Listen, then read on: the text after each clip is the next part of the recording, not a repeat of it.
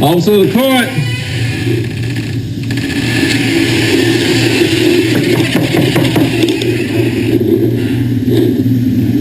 Officer of the court.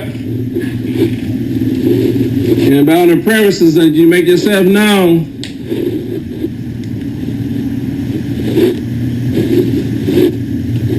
This is kind of creepy. When you think about it, somebody's going through someone's home. It's like you don't know what to expect. It's kind of like a haunted house. The haunted house of evictions. Somebody may pop out at any point with a rent payment. Wow! Oh! Officer of the court. Well, we know that would never happen. Anybody in here?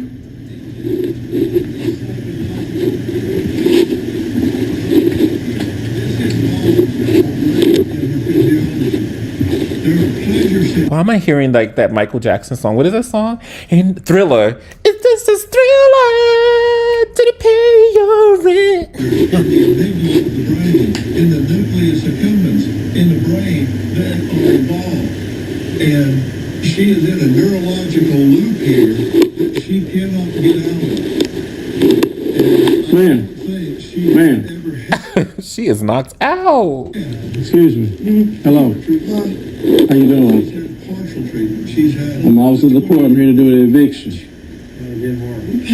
Okay, I need you to call office then and get that straight. Who you paying office? And I can put you on that panel. Tanya, I just went up in the office yesterday. Okay, we'll call and make sure it's not a mistake then. Get on the phone right now. Now, mind you, this Dr. Phil is on. So Dr. Phil, from what I know, usually comes on like in the middle of the day, like the afternoon. So this is the afternoon here, and this person is still sleeping. So I just came from the office. And not just sleeping, but knocked out. To get the key, so it must be a misunderstanding. You could either not do drugs in a treatment center, or you could not do drugs in jail. That's your choice.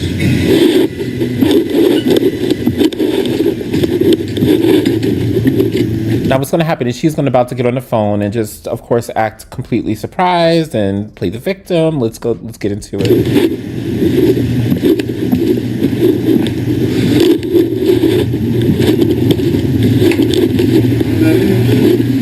They back there asleep. Them babies must have been in one of these other apartments.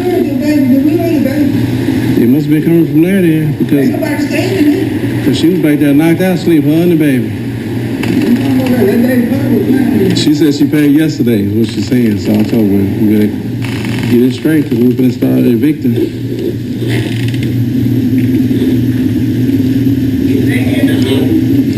Yeah, they're in the office.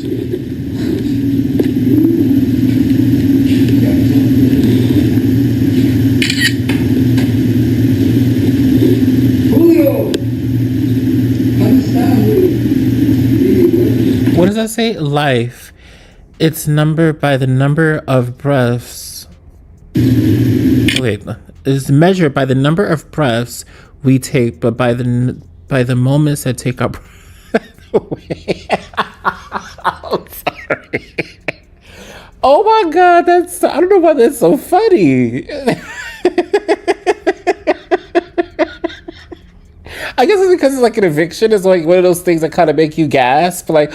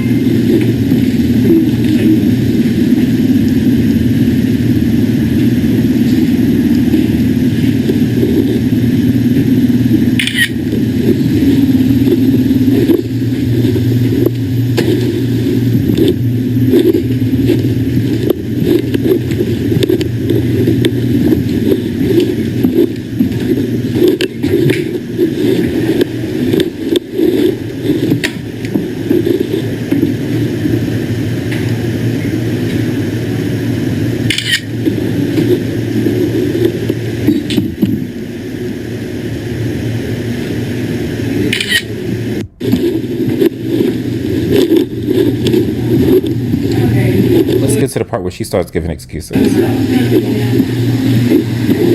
All right, let's go.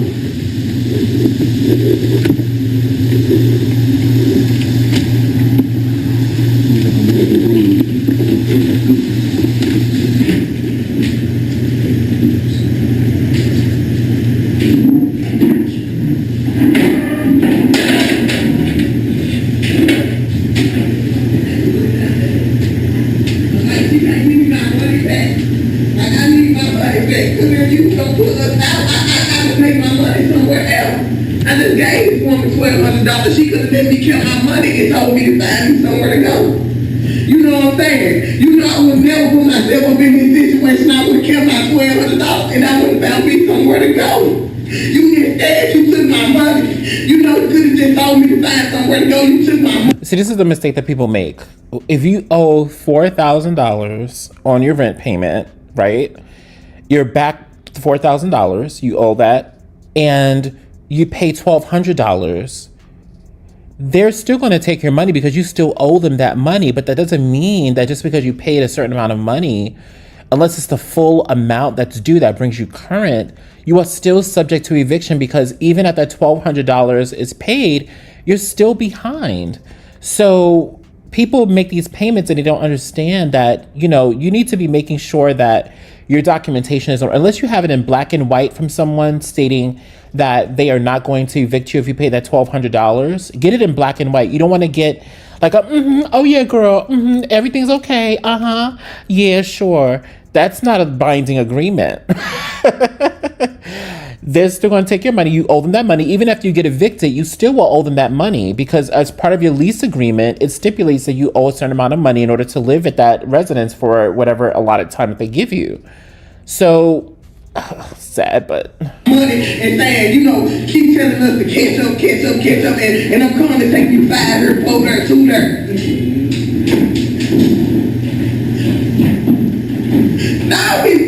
We want them this one behind. We had already paid everything. We want them this one behind. And court fee was $219, but he just got a new job. He was telling her he gonna bring the money in. See, what had happened was... Let me go talk to the name.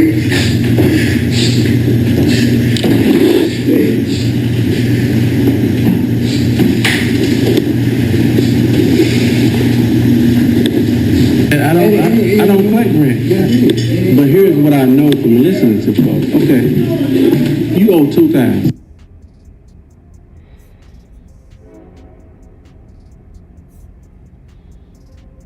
Any information? On what?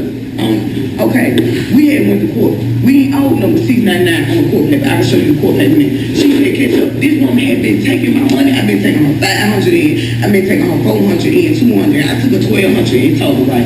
Brandon just went in the office Friday and came in there and said, what's our remaining balance? I just got a new job. I bring the money in Friday. When he went to court told him to catch up. And that's what we've been doing, because we knew, you know, I took you $1,200 out. I could have took that and put that on the damn deposit first on rent on something else. Why would you take my money? Just tell me now, go. Why would they take your money? Because you owe it. I mean, what world do some people live in?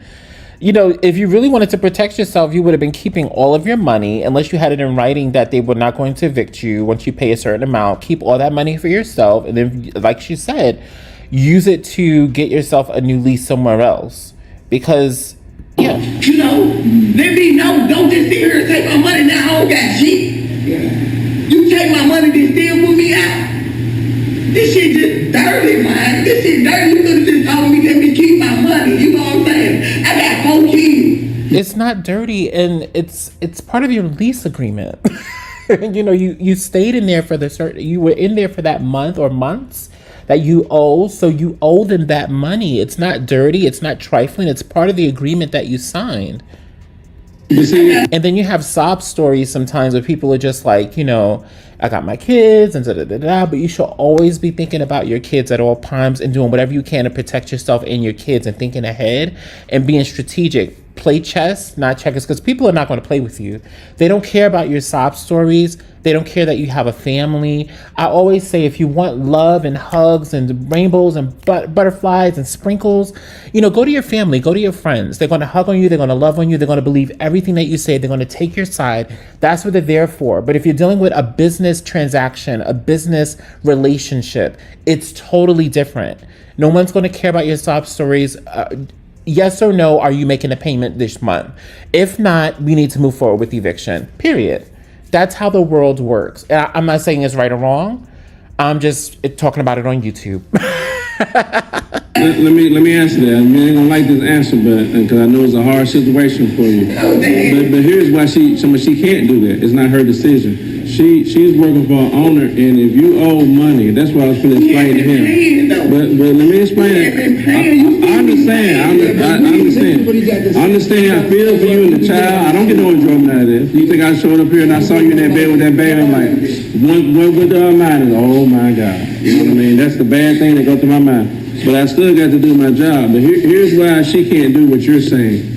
She has an owner, and if you owe, I'm not saying you owe $2,000, I'll just give him an example because I was trying to explain it to him. If you owe the owner $2,000 and you go in there and pay the owner $1,500, you owe that money. You can't say, well, you should have told me and I could have moved somewhere else. The owner is not going to be like, well, wait a minute. Where is my money at? She owes me $2,000. Well, I told her to keep it so she can move over here. But you should have let us know or something. You telling us you. He's wasting his breath because this lady is clearly emotional, clearly irrational. So any explanation is almost like a waste of time. We going out preparing you. You like, yeah, this what you supposed to be doing. Yeah, keep on kissing up because we have been taking her everything. It's understandable. It can get very emotional. I'm not trying to be heartless. She's a mom with a child. And a lot of people, they're not aware of, a lot of people don't operate in reality. They operate in thinking that sob stories and people are going to care about them. And unfortunately, that's not the way that you can think in the real world. Yeah, on top of that, trying to keep it struggling with the lights and everything else. What's the name got today? We had been taking on money because she had been saying, bring in money. And we've been showing her that, we trying to catch up. We taking her fives and fours and twos, every little piece of money we get. Right. He just got a new job. He went in there Friday and told her, got the remaining balance and told her, okay, I had it paid by Friday. I got my new job. I breathed it. Well, unfortunately, there you have it. Stay on top of anybody who's listening, I hope you learn from this. Stay on top of your rent. Don't expect people to accept sob stories as payment. Don't expect people to accept your tears as a form of payment. Money talks, everything else walks, period. Until next time.